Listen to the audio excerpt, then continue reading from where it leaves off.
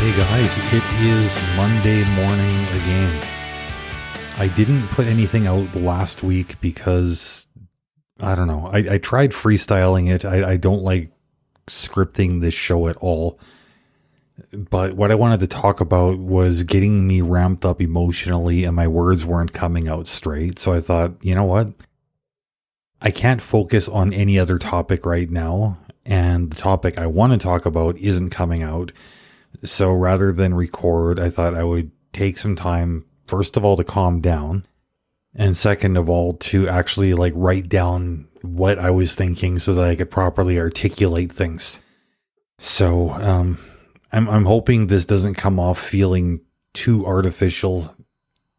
It's honest. It's as raw as it can be while also being scripted. But, for the reasons I said before, I don't know how to get through this without using some sort of a script. So if you don't like it, forgive me. If you do like it, well, I guess there's nothing to forgive, right? Anyways, this is what I wrote. It's been 22 years since my father passed away. Not long after he died, my mother asked me, "Do you think the wrong parents died?" And my answer, without hesitation, was yes. It was an answer that came from deep anger, and yet, even now that the anger is past, I still feel that way.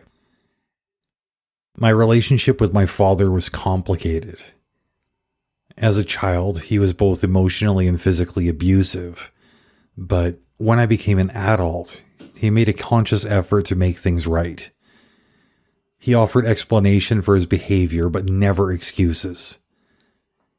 He apologized without ever shifting the blame, and in doing so, he earned my respect and my love. He wasn't perfect, but he owned up to his shortcomings, and that was something I valued immensely. My father never missed a chance to defend me.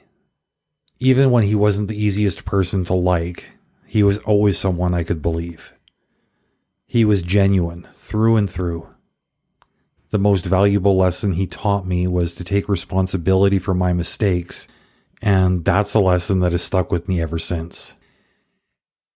When he died, the only person who had ever truly understood me was gone. At the time, I was about to become a father myself, and his death left me feeling lost. I had been hoping for his guidance as I entered that new phase of life, and without him, I didn't know where to turn. My relationship with my mother, on the other hand, was always difficult. Some of my earliest memories are of me asking her why she didn't love me, or worrying that she might leave me behind. My older brother had been raised by my grandparents, and that fact was always in the back of my mind. She often reminded me that she had, quote, written off one child and could easily do it again.